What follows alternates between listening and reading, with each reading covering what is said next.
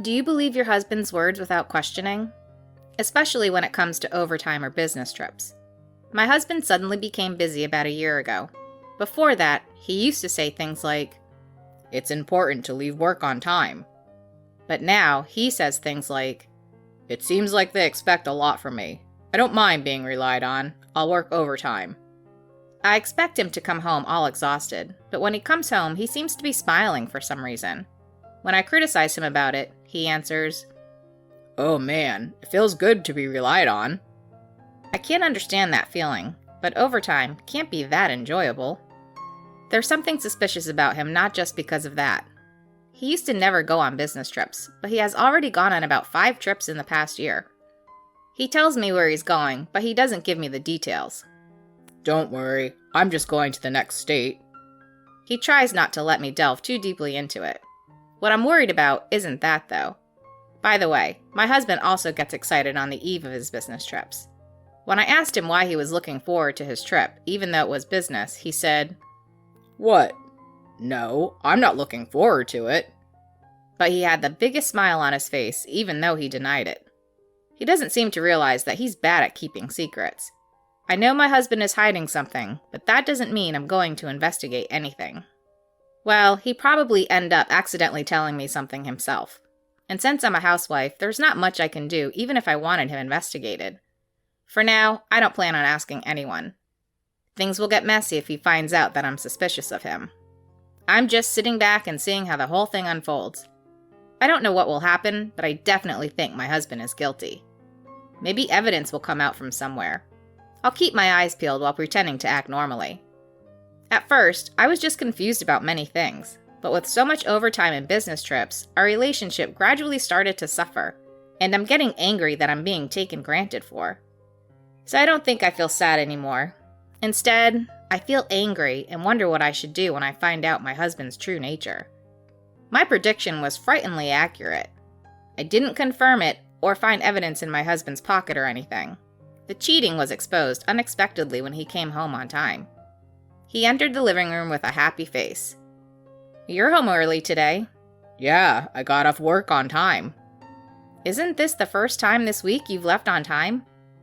"Actually, there's something I want to tell you, so I came home early." "Something you want to tell me?" I had no idea what my smiling husband was going to say, but as soon as I heard his next words, I was stunned. "My new girlfriend is pregnant, so I want a divorce." What? That was the only thing I could say. I didn't know what he meant exactly, but at this point, I knew for sure that he was cheating. Moreover, his mistress was pregnant. I was at a loss for words. "It's no wonder you're surprised, but I'm serious about her. That's why I decided to have you divorce me as soon as I found out she was pregnant." He seemed not to understand what he was saying. He began to reveal his affair with great joy, and I was confused. I turned to my husband, who was talking excitedly, and said, "Oh, so you were cheating after all. Well, I kind of figured it out." "Oh, you knew? You're smart like that. But if you were ignoring it, that means your love for me had cooled off too, right? We no longer have feelings for each other, so let's get divorced for the sake of the baby that's coming." My husband said that and proudly handed me the divorce papers. I took them with a smile and tore them up into pieces. At that moment, his smile disappeared, and he looked at me in utter surprise. "Huh? Wait, why did you tear it up? I only have that one copy." "Oh, so your partner is pregnant, huh? That's tough." "Right? That's why I have to be there for her and support her until she safely gives birth." "I understand how you feel, but I won't divorce you." "What? Upon hearing my thoughts, his smile from earlier disappeared, and he froze, turning pale. He didn't understand. "Why won't you give me a divorce? You understand how difficult it is for her, right?" "Yes, I do. It must be difficult to be pregnant with a married man's child. But what does that have to do with me?" "What do you mean?" "Well, single mothers may have a tough time, but she cheated with a married man, so she brought this upon herself." "Why are you saying that? The unborn baby will be fatherless. How sad is that?" My husband blamed and criticized me, but I responded, "I do feel bad for the baby. He or she will suffer because of your affair." And as I said that, my husband's face turned even paler. No. Are you serious about not getting a divorce? Being together in this situation just makes everyone miserable. I know, but I won't divorce you. After all, what's in it for me by divorcing you? The cheaters will be happy and I'll just continue to be a victim. No thanks. I'm sorry for cheating. No need to lie. You were so happy with overtime and business trips, it was obvious you were cheating. But I let you do whatever you wanted for moments like this to teach you a lesson. I never planned on getting a divorce in the first place. Cheating or not, we're still married.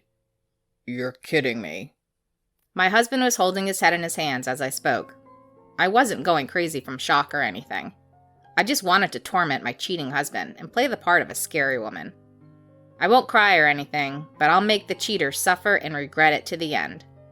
I won't just give up and cry myself to sleep. Our conversation ended there, and I haven't thought about what to do next yet, but I'm sure my husband will take some sort of action again. After our initial conversation, my husband asked me for a divorce several times, but I refused each time. Then he finally brought his mistress home one day. He didn't give me any notice, so I was surprised. "Excuse us." She entered the living room with a pale face. She must have been really nervous. "Oh, hi." I was also feeling flustered, and we awkwardly exchanged greetings. My husband was also nervous, like his mistress. I'm sorry for bringing her here suddenly, but I thought we needed to talk with all three of us. You won't seem to listen to me. Can we settle this today? He approached me with that kind of conversation. After thinking for a bit, I said, "All right." But it was an answer after hearing his story. That's how I responded. The three of us then sat on the dining chairs and started discussing things with my husband in front of me and his girlfriend next to him. First, my husband spoke up. This is Ellie, my partner as we talked about, and as I mentioned, she is pregnant with my child. "Hello, I'm Ellie. Sorry for intruding into your today." "Hi. Well, it's not just the house you intruded, but anyway." I gave them a blow with my words, and they both looked pale. I thought I had to say what I had to say. It felt wrong to hold back. When his girlfriend heard my words, she fell silent. My husband hurried to stop me, saying, I know what you're trying to say, but please, don't say that kind of thing right now. "Oh, why not? Should I have said congratulations on your pregnancy?" Well, if you ask me, it's not a celebration at all. Yeah, I get that, but I thought the conversation wouldn't go anywhere if we kept going on like this, so I stopped being mean and got to the point. "So, what did the two of you come to talk to me about?" I think you can sort of guess, but we want you to agree to the divorce. You guys seem like you're here to announce your engagement or something. But I already told you, I'm not going to divorce you, didn't I? I know that, but I really want you to divorce me. There's a baby on the way, so I want to be by her side and support her. But you can support her even if you don't get a divorce, you know. Huh? I mean, just think about it. I haven't told you not to acknowledge her or to not get close to your child. We don't have kids, and we're not financially struggling either. I can support you guys financially if you want. No, but it's not that simple. Why? Don't you feel sorry for Ellie? She must be worried if we stay married. Well, it's my obligation to consider her feelings? I don't think so. That may be true, but if something were to happen to her... So, should we separate then? I don't mind you not being at home. When I said that, my husband seemed to get angry and raised his voice. If it's okay for me not to be in this house, then why won't you divorce me? You're just trying to get back at me, aren't you? You don't love me anymore, right? Well, duh. After such a terrible betrayal, of course I don't love you anymore. And to answer your question about whether I'm just trying to get back at you or not, the answer is yes. After doing something so terrible, why do I have to agree to a divorce so easily? Why do you think you deserve to be happy after doing such a horrible thing to me? When I said that coldly, Ellie interjected. "I'm really sorry. It's my fault for falling in love with a married man. I didn't mean for this to happen." Says a pregnant woman who got involved in an affair? I find that hard to believe. Of course, falling in love is not your fault, but there's an order to things, right? Once it turns into cheating, you're just as despicable. I didn't hold back my words, even to her. She started tearing up. Actually, it wasn't easy for me to say such harsh words. There was still some hatred in me for being betrayed by my husband, and that's why I deliberately used harsh words. Of course, I don't regret it. I just wanted them to fully realize how despicable they were. When I pushed her away, my husband resorted to his last option. I understand why you can't forgive me. I did something terrible. I only thought about myself and wanted to divorce quickly to start a new life. But it's not that simple. I'm sorry for completely ignoring your feelings, Lillian. He said that and started to really apologize. She saw that and also started apologizing. I'm really sorry too. Please divorce him. The baby needs a good father.